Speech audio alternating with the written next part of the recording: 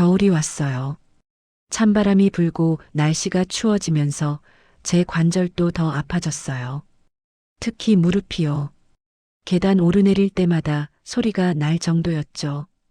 그런데도 며느리는 계속 저를 불렀어요.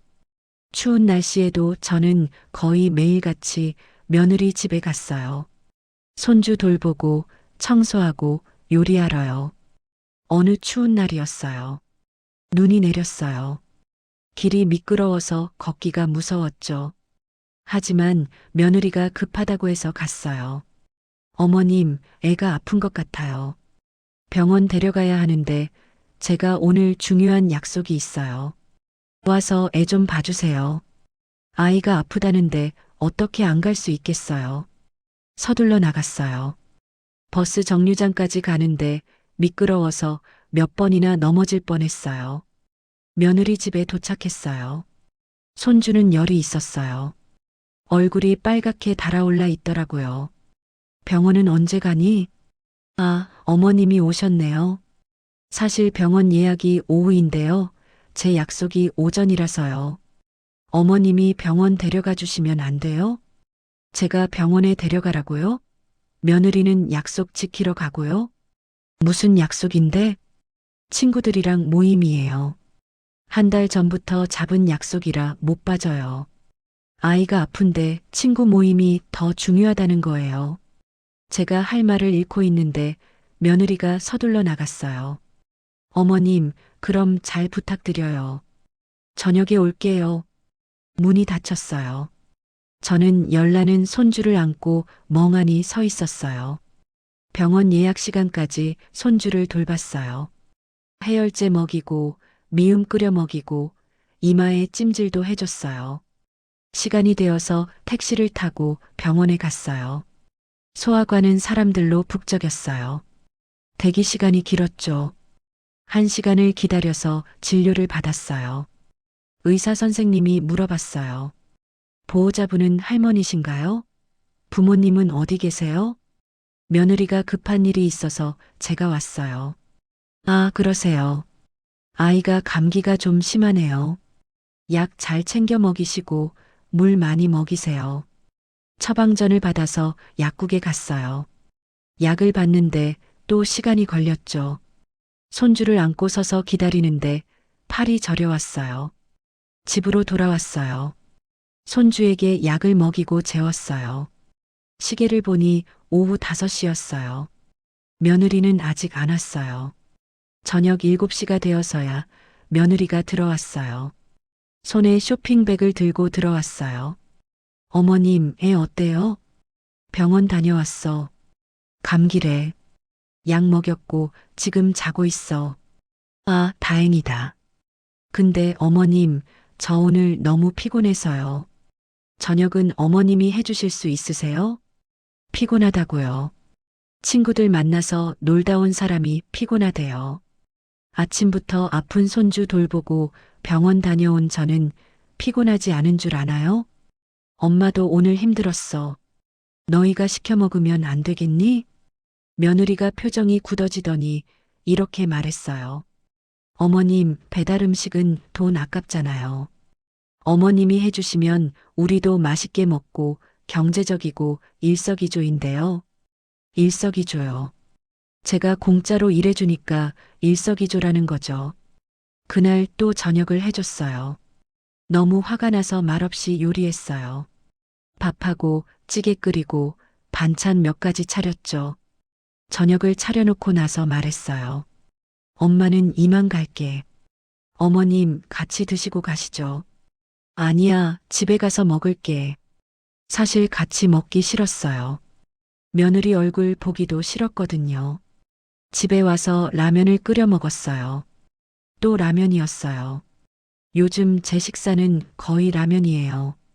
며느리 집에서 요리는 해주지만 정작 저는 제대로 먹지 못하거든요.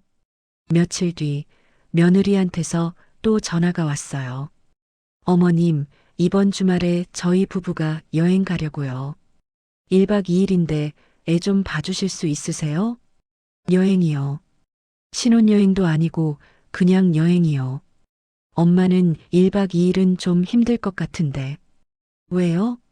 어머님 시간 많으시잖아요. 저희는 결혼하고 여행 한 번도 못 가봤어요. 시간이 많다고요. 제가 매일 며느리 집 가서 일하느라 제 시간이 없는데 시간이 많대요. 그래도 손주 데리고 1박 2일은 엄마 혼자 감당하기 힘들어. 어머님, 그 정도는 해주실 수 있으시잖아요. 시어머니가 손주 하루 봐주는 게 뭐가 어려워요? 그 말투가 너무 싸늘했어요. 부탁이 아니라 당연히 해야 할 일을 요구하는 거였어요. 결국 또 승낙했어요. 거절할 수가 없었어요. 며느리의 그 차가운 목소리 앞에서요. 주말 손주를 데리러 갔어요. 아니, 정확히는 며느리가 손주를 제 집으로 데려다 줬어요. 짐을 잔뜩 들고요. 어머님, 이게 기적이고요. 이게 분유고요. 이게 옷이에요. 애 잘 부탁드려요. 그리고는 신나게 나가더라고요. 남편이 차를 가지고 와 있었어요. 트렁크에 여행 가방을 싣고 떠나는 모습이 보였어요. 저는 제 작은 집에서 손주를 돌봤어요. 좁은 공간이라 아이 돌보기가 쉽지 않았어요. 밤에는 손주가 자꾸 깨서 거의 잠을 못 잤죠. 이틀이 지옥 같았어요. 기저귀 갈고, 분유 먹이고, 달래고, 재우고. 일은 넘은 몸으로 이틀 내내 아기를 돌보니까 정말 죽을 것 같았어요. 일요일 저녁, 며느리가 손주를 데리러 왔어요. 여행 가서 신나게 놀다 온 얼굴이었어요. 어머님, 애 잘 있었죠? 고마워요. 고맙다는 말은 했지만 진심이 느껴지지 않았어요. 그저 형식적인 인사였죠. 여행 잘 다녀왔니? 네, 너무 좋았어요. 오랜만에 남편이랑 단둘이 시간 보내니까 정말 좋더라고요. 그 말을 들으면서 속이 쓰렸어요. 며느리 부부는 즐거운 시간을 보냈고 저는 지옥 같은 이틀을 보냈다는 게요. 엄마는 힘들었어. 다음엔 좀 힘들 것 같아. 어머님, 뭐가 힘들어요? 손주 하나 보는 게요? 제가 매일 하는 일인데. 매일 한다고요? 며느리는 손주를 저한테 맡기고 쉬기만 하잖아요. 제가 매일 가서 돌봐주는데 무슨 소리예요? 하지만 말하지 않았어요. 말해봤자 소용없으니까요. 며느리가 손주를 데리고 나간 후 저는 그대로 쓰러지듯 침대에 누웠어요. 온몸이 아팠어요. 허리, 무릎, 팔, 어깨. 아프지 않은 곳이 없었어요. 그때 깨달았어요. 저는 며느리한테 그냥 도구예요. 필요할 때 쓰는 도구. 여행 가고 싶으면 아이 맡기는 도구, 집안일 시킬 도구, 요리시킬 도구. 그리고 며느리는 제가 거절하지 못한다는 걸 알고 있어요. 손주가 있으니까요. 손주 보고 싶은 마음을 이용하는 거예요. 얼마 뒤 제 생일이 다가왔어요. 칠순 두 번째 생일이었죠. 아들한테 전화했어요.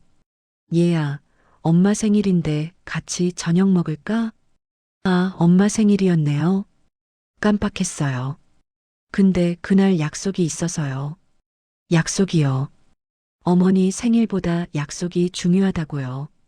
그럼 다른 날 먹어도 괜찮아. 네, 다음에 시간 맞춰서 식사해요. 전화를 끊고 허탈했어요. 아들이 제 생일을 깜빡했다는 게, 그리고 약속이 더 중요하다는 게 너무 슬펐어요. 생일 당일 혼자 있었어요. 아무도 연락하지 않았어요. 작은 미역국을 끓여서 혼자 먹었어요. 예전엔 남편이 꼭 미역국을 끓여줬었는데 케이크도 없었어요. 축하해주는 사람도 없었어요. 그저 평범한 하루처럼 지나갔어요. 저녁 8시쯤 며느리한테서 문자가 왔어요. 어머님 생일 축하드려요. 다음에 뵐 때 식사 같이 해요. 다음에요. 생일 당일에 만나는 게 아니라 다음에 만나자고요. 답장하지 않았어요. 뭐라고 답해야 할지 몰랐거든요. 며칠 뒤 며느리가 전화했어요. 어머님, 이번 주 금요일에 식사하러 오세요. 생일 식사 겸해서요. 생일 축하 식사래요. 생일 지난 지 일주일이 지났는데요. 금요일 며느리 집으로 갔어요. 아들 며느리 손주가 있었죠. 엄마 생일 축하해요. 아들이 케이크를 내왔어요. 작은 케이크였어요. 편의점에서 파는 그런 싸구려 케이크요. 고맙다. 케이크에 초를 불었어요. 손주가 박수를 쳤어요. 그게 제 생일 축하의 전부였어요. 저녁 식사를 했어요. 음식은 제가 준비했어요. 며느리가 시장을 봐왔고 제가 요리한 거예요. 제 생일인데 제가 요리를 한 거죠. 엄마, 음식 맛있어요. 그래, 많이 먹어. 식사가 끝나고 설거지를 하려는데 며느리가 말했어요. 어머님, 설거지는 제가 할게요. 오늘은 어머님 생일이니까요. 처음이었어요. 며느리가 설거지를 한다고 한 게, 그게 고마워야 하는 건지 슬퍼야 하는 건지 모르겠더라고요. 집에 가려고 현관으로 나가는데 며느리가 작은 봉투를 건넸어요. 어머님 생일 선물이에요. 고맙다. 뭐니? 열어보세요. 봉투를 열었어요. 안에는 10,000원짜리 5장이 들어있었어요. 50,000원이었어요. 이게 뭐니? 생신 선물이에요. 어머님이 필요한 거 사드시라고요. 50,000원이요. 제가 집 사는데 3억 5천을 썼는데 제 생일 선물로 50,000원을 주는 거예요. 고맙다. 고맙다고 말했지만 마음은 무너지고 있었어요. 이게 제가 받은 대접이구나. 3억 5천 쓴 사람한테 50,000원짜리 생일 선물이구나. 집에 와서 그 50,000원을 책상 위에 놓고 한참을 바라봤어요. 웃음이 나왔어요. 허무한 웃음이었어요. 내가 뭐 하는 거지? 이렇게 살아서 뭐가 남는 거지? 그날 밤부터 몸이 안 좋아졌어요. 감기에 걸렸는지 열이 나고 기침이 나왔어요. 며칠 동안 누워 있었어요. 며느리한테 전화가 왔어요. 어머님, 이번 주에 못 오시나요? 집안 청소 좀 해야 하는데. 엄마가 지금 몸이 안 좋아서 못 갈 것 같아. 아, 그러세요? 그럼 언제 나으실 것 같아요? 언제 나으냐고요. 걱정하는 게 아니라 언제 와서 청소할 수 있냐고 묻는 거예요. 모르겠어. 좀 쉬어야 할 것 같아. 에휴, 그럼 어쩌죠? 집이 너무 더러운데. 어머님이 빨리 나으셔야 할 텐데. 빨리 나아서 청소하라는 거예요. 걱정은 청소 때문에 하는 거예요. 그래, 나으면 연락할게. 전화를 끊었어요. 눈물이 났어요. 제가 아프다는데 걱정은 안 하고 청소 걱정만 하는 며느리가 원망스러웠어요. 일주일을 꼬박 누워 있었어요. 병원 갈 힘도 없었고 약 사러 갈 힘도 없었어요. 그냥 집에서 물만 마시면서 버텼어요. 아들한테도 전화했었어요. 아픈 것 같다고요. 아들이 뭐라고 했는지 아세요? 엄마, 약 잘 드시고 푹 쉬세요. 제가 바빠서 못 갈 것 같아요. 병문안도 안 온다는 거예요. 며느리도 아들도 아무도 안 온 거예요. 혼자 집에서 열흘을 앓았어요. 그 열흘 동안 한 번도 누가 찾아오지 않았어요. 전화도 거의 없었죠. 겨우 몸이 좀 나아졌을 때 며느리한테서 전화가 왔어요. 어머님, 이제 좀 나으셨어요? 집이 정말 엉망이 됐어요. 언제 오실 수 있어요? 집이 엉망이래요. 제가 열흘을 앓았는데 집 걱정만 하는 거예요. 그 순간 깨달았어요. 며느리한테 저는 정말 도구일 뿐이라는 걸. 사람이 아니라 기계라는 걸. 고장나면 빨리 고쳐서 다시 쓰면 되는 그런 존재라는 걸. 그리고 더 충격적인 건 며느리뿐만 아니라 아들도 마찬가지라는 거였어요. 아들도 저를 엄마가 아니라 그냥 필요한 존재로만 보고 있었어요. 병이 조금 나은 뒤 거울을 봤어요. 얼굴이 너무 말라 있었어요. 열흘 동안 제대로 못 먹어서 살이 빠진 거죠. 눈은 푹 꺼져 있고 입술은 바짝 말라 있었어요. 이게 나야? 1년 전에 나는 이렇지 않았는데. 1년 전만 해도 저는 그래도 건강했어요. 웃을 수도 있었고 행복할 수도 있었어요. 하지만 지금은 달라요. 완전히 달라졌어요. 머리카락에 흰머리가 더 많아진 게 보였어요. 주름도 깊어졌어요. 단 1년 만에 10년은 늙은 것 같았어요. 며느리한테 당하면서 산 1년이 날 이렇게 만들었구나. 며칠 뒤 몸이 좀 나아져서 며느리 집에 갔어요. 며느리가 말한 대로 집이 엉망이었어요. 설거지거리가 가득하고 빨래가 산더미처럼 쌓여 있고 바닥은 더러웠어요. 어머님 와주셔서 감사해요. 빨리 치워주세요. 감사하다고요. 그 말이 감사가 아니라 명령처럼 들렸어요. 청소를 시작했어요. 아직 몸이 완전히 낫지 않았는데 일을 하니까 금방 지쳤어요. 어지러워서 주저앉을 뻔했죠. 어머님 괜찮으세요? 며느리가 물었어요. 걱정하는 척이었어요. 응, 괜찮아. 잠깐 쉬었다가 할게. 에휴, 어머님이 아프시니까 일이 늦어지네요. 오늘 안에 다 끝내야 하는데. 오늘 안에 끝내래요. 제가 아파서 일이 늦어진다고 불평하는 거예요. 참았어요. 또 참았어요. 이를 악물고 청소를 끝냈어요. 집에 돌아와서 침대에 쓰러졌어요. 다시 열이 나는 것 같았어요. 무리해서 그런 거예요. 그날 밤 생각했어요. 이렇게는 못 살겠어. 정말 못 살겠어. 그런데 어떻게 해야 할까요?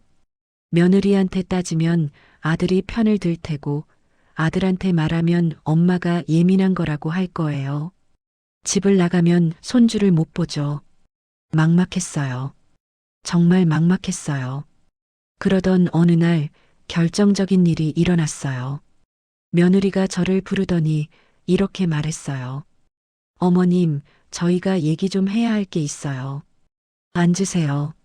무슨 일인가 싶어서 앉았어요. 며느리가 차갑게 말했어요.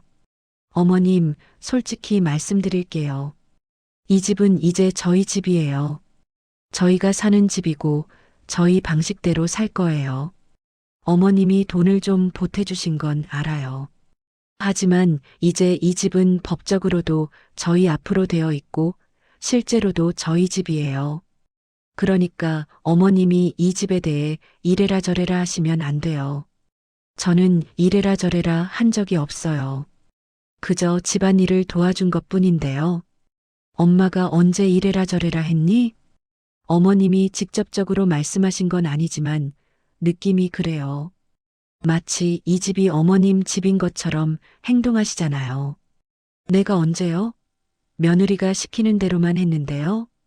그리고요, 솔직히 어머님이 너무 자주 오셔서 불편해요. 저희도 사생활이 있는데 맨날 오시면 좀 그렇잖아요. 자주 온다고요? 며느리가 부르니까 가는 건데요. 며느리야, 내가 부르니까 엄마가 가는 거잖니. 그건 어머님이 오시면 집안일 도와주시니까 부탁드린 거고요. 이제는 그것도 좀 부담스러워요. 차라리 가정부를 쓸까 생각 중이에요. 가정부를 쓴다고요. 그럼 저는 뭐예요? 며느리가 계속 말했어요. 그리고 한 가지 더요. 어머님, 앞으로는 오실 때 꼭 미리 연락 주세요. 아시겠죠? 이 집은 저희 집이니까 저희 허락 없이 오시면 안 돼요. 허락이요. 제 돈으로 산 집에 제가 가는데 허락을 받아야 한다고요? 그 순간 뭔가가 무너졌어요. 제 안에서 뭔가가 와르르 무너져 내렸어요. 며느리는 제 표정도 보지 않고 계속 말했어요. 어머님도 이제 나이가 있으시니까 편하게 사시고요. 저희는 저희대로 살게요.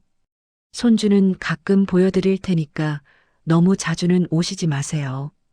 가끔이요. 손주를 가끔 보여준다고요. 알았어. 그 말밖에 할 수 없었어요. 집으로 돌아오는 길 눈물이 나지 않았어요. 너무 충격이 커서 눈물도 안 나오는 거예요. 집에 도착해서 소파에 앉았어요. 멍하니 앉아 있었어요. 며느리의 말이 계속 머릿속에서 맴돌았어요. 이 집은 이제 저희 집이에요. 저희 방식대로 살 거예요. 저희 허락 없이 오시면 안 돼요. 그날 밤 저는 결심했어요. 이대로는 안 되겠다고. 뭔가를 해야 한다고. 정확히 뭘 해야 할지는 모르겠지만 이대로 당하고만 있을 수는 없다고. 책상 서랍을 열었어요. 집 문서를 꺼내봤어요. 등기부등본에는 아들 이름이 적혀 있었어요. 하지만 이 집을 산 건 제 돈이에요. 제가 평생 모은 돈으로 산 거라고요. 그날 밤 저는 어떤 계획을 세우기 시작했어요. 조용히 아무에게도 말하지 않고